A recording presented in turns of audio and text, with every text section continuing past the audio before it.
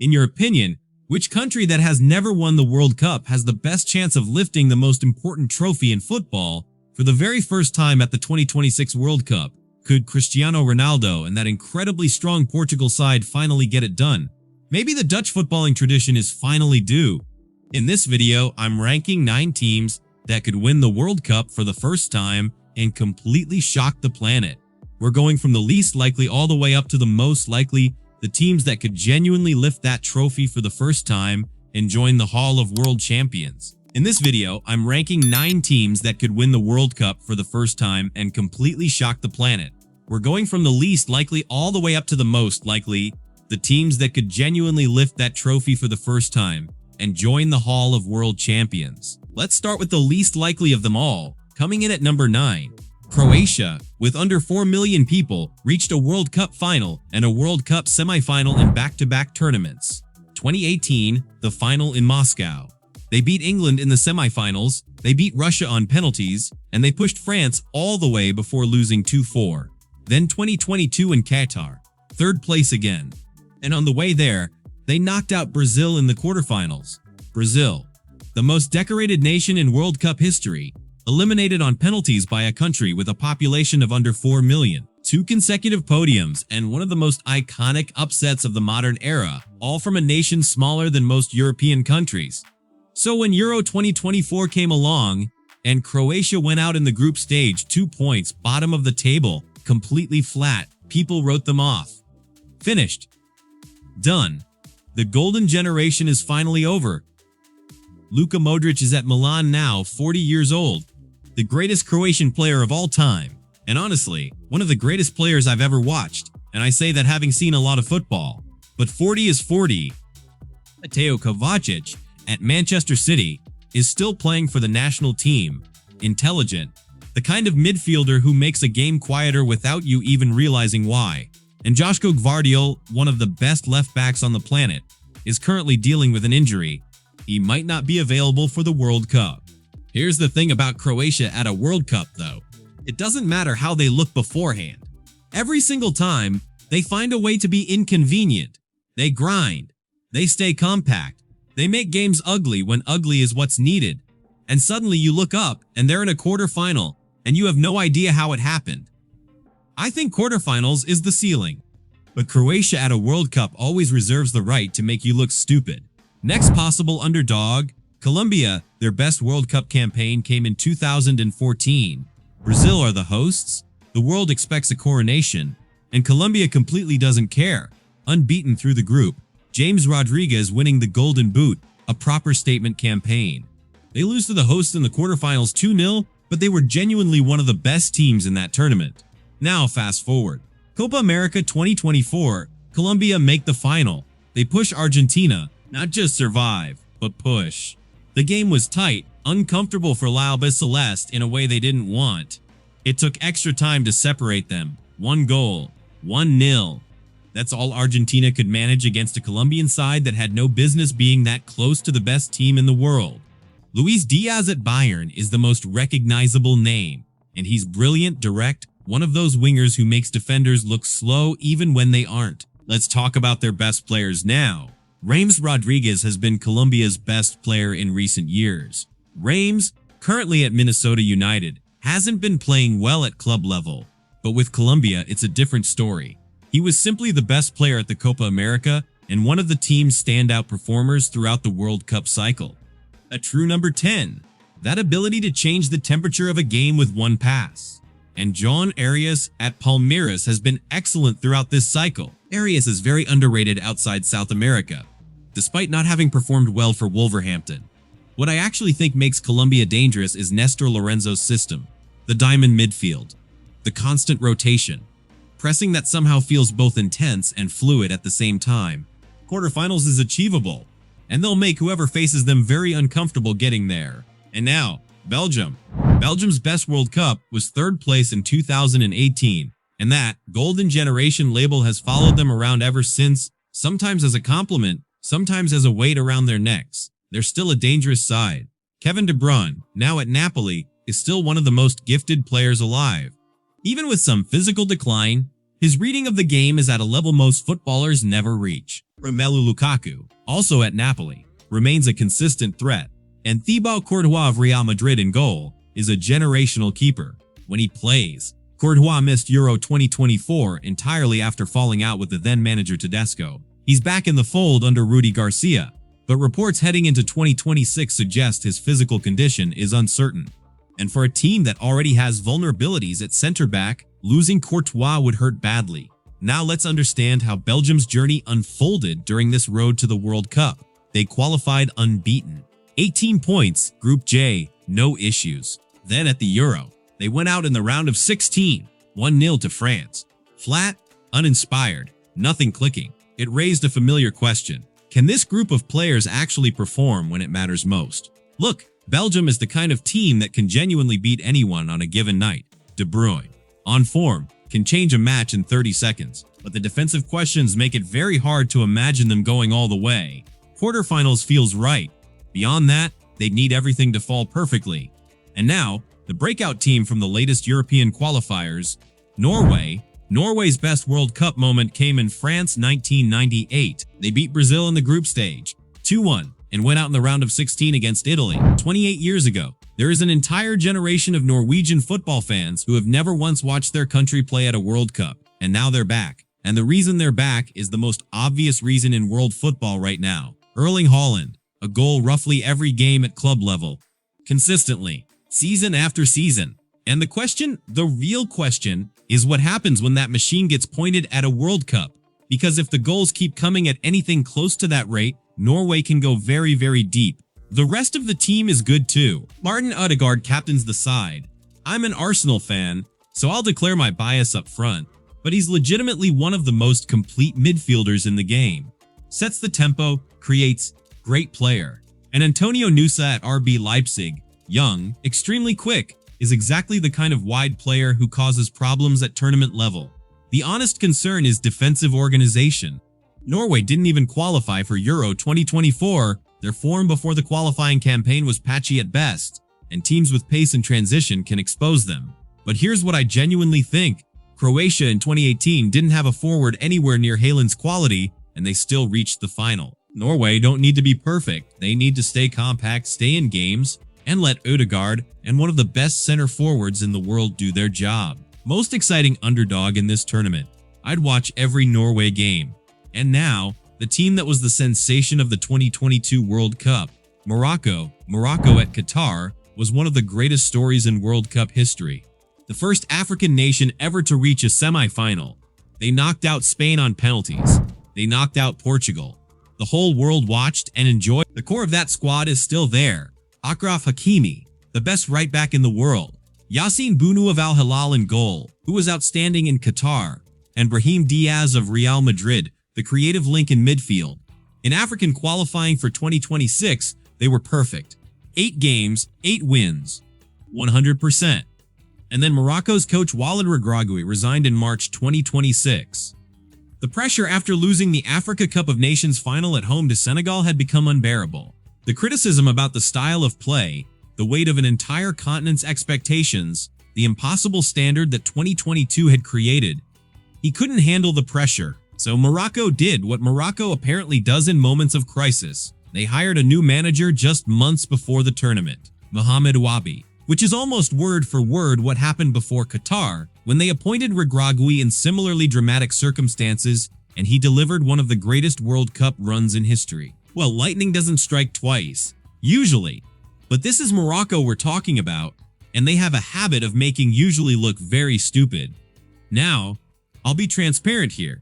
I'm rooting for Brazil. That's just where my heart sits, and it's not going to change. So there's a part of me that is absolutely hoping Wabi turns out to be a disaster and Morocco goes out in the group stage. That's the honest version. But the football side of me, the side that has to be fair about this, knows this squad is serious. And if the managerial transition doesn't implode, Morocco remains one of the more dangerous underdog teams in this entire tournament, and I'm not joking. Let's stay in Africa. Now I'm going to talk about Senegal. Senegal's best World Cup moment came in 2002 in South Korea and Japan. They beat France, the defending world champions, 1-0 on the opening day of the tournament. Made it all the way to the quarterfinals where Turkey ended their run. It was genuinely stunning. Now, 2026. Sadio Mane, the greatest player in the country's history, is still performing at a high level at Al Nassr. Kalidou Koulibaly at Al Hilal remains one of the most commanding center-backs in world football, and Edouard Mendy in goal is experienced, reliable, a real presence. A former Champions League winner with Chelsea. Their Africa Cup of Nations cycle was dramatic, to put it politely. Senegal beat Morocco 1-0 in the final, Pape Gueye scoring in extra time. Morocco had a penalty right at the death. Brahim Diaz missed it. Senegal were champions. Then, 3 months later, the Confederation of African Football stripped Senegal of the title. The reason? Senegalese players had walked off the pitch in protest over a refereeing decision in extra time. Morocco were awarded a 3-0 win by walkover and declared champions. Morocco declared champions by a committee decision in an office somewhere. And I'll be honest, I'm going to say what I think here. Giving that title to Morocco was wrong. Full stop. I don't care how the rulebook reads. You do not hand a trophy to a team that didn't earn it on the field. It's one of the worst decisions I've seen come out of a football federation in years. What I do know is this. Senegal has quality in every single area of the pitch. Experience, defensive solidity, attacking threat. A quarterfinal is absolutely realistic. A semifinal is not out of the question. And anyone who overlooks this team at this World Cup is going to regret it. Now, the 3 favorites teams that really could win their first World Cup this year. Third place, Japan. Japan has never gotten past the round of 16. 4 times they've hit that wall. 2026 might genuinely be different. The Asian Cup in 2023 was a nightmare. Knocked out in the quarterfinals by Iran, which felt like a step backward. But then the qualifying campaign started, and something shifted. Japan was dominant. And in friendlies, the results were remarkable. They beat Brazil, they beat England, and they beat Germany 4-1. 4-1! Well, and the squad is good. Mitoma at Brighton is, in my opinion, one of the most underrated players in European football right now. He's very good. Minamino at Monaco is another great talent. Intelligent, quick in tight spaces, makes the right run at the right moment. And Don at Frankfurt, left foot on the right side, technically clean, the kind of player who creates structural problems that are genuinely hard to prepare against in a short training camp. But here's what actually makes Japan the most interesting team on this entire list for me, and I mean this, they have no superstar. What they have instead is arguably one of the most coherent, most obsessively drilled collective systems of any international side in the world right now. That is genuinely difficult to face in a knockout game. When the margins are millimeters and one mistake decides everything, facing a team that never switches off, that never gives you a moment to breathe, that makes you earn every single touch, that is a specific kind of exhausting that breaks teams. The vulnerability is real too. Sides with genuine quality in transition, teams that can break the press quickly and get in behind, can expose the space Japan leaves. But a Japan semifinal? I stopped calling it unlikely about 6 months ago. Japan final? I'm not ruling it out. And if it happens, if Japan genuinely reaches the final of a World Cup, it would be a huge surprise, but one of those surprises that doesn't feel that surprising, you know? In the second place, Netherlands. This team is not an underdog, of course. The Netherlands' best World Cup record, 3 runner-up finishes, 1974, 1978, and 2010. I don't know what the Dutch did to deserve this, but it's one of the great ongoing injustices in international sport. Total football, Cruyff, Van Basten, Bergkamp, Robben, all of it, and still nothing. The most complete footballing culture to never win the thing. At Euro 2024, they went all the way to the semifinals, beat Romania comfortably, squeezed past Turkey in an extraordinary game, and lost to England 2-1 in Dortmund in a match that could have gone either way. Strong tournament. And the squad is quite good.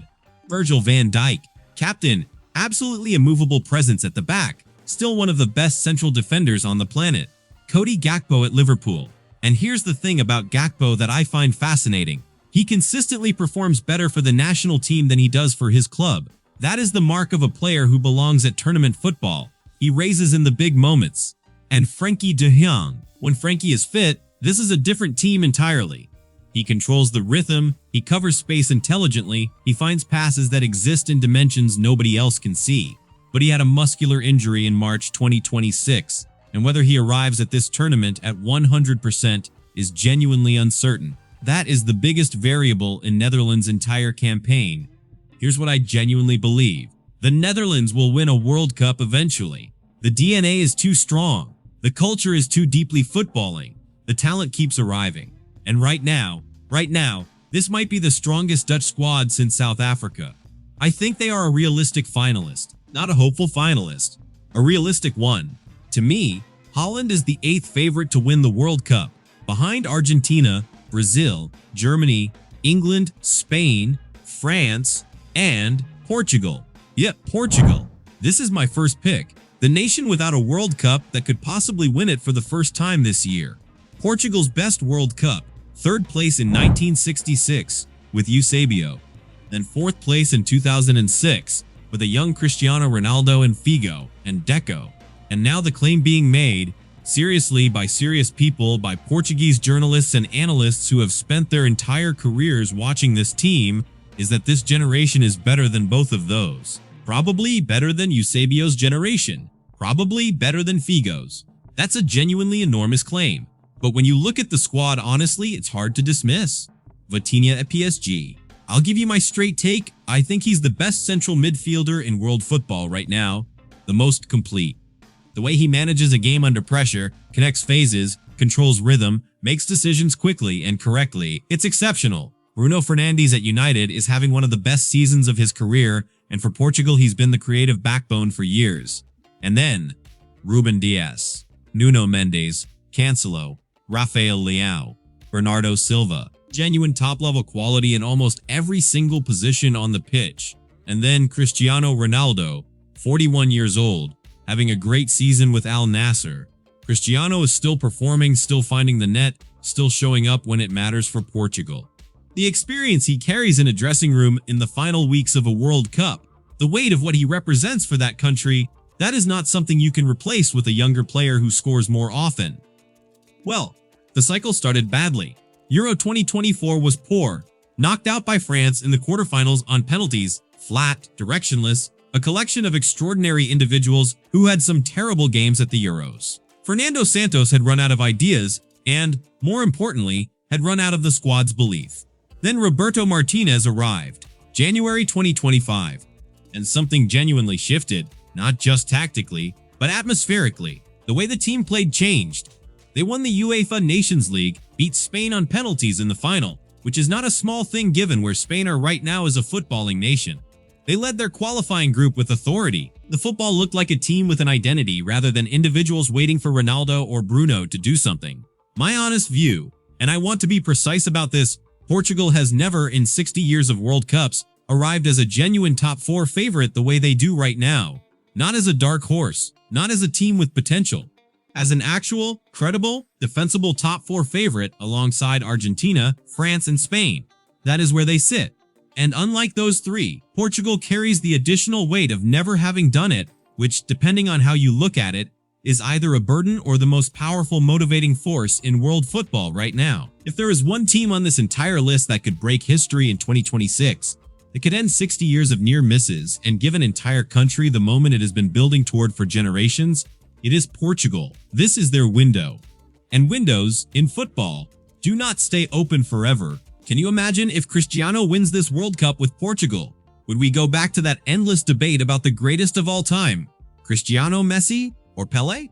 Now, I want to know what you think. Which of these teams do you genuinely believe can go all the way?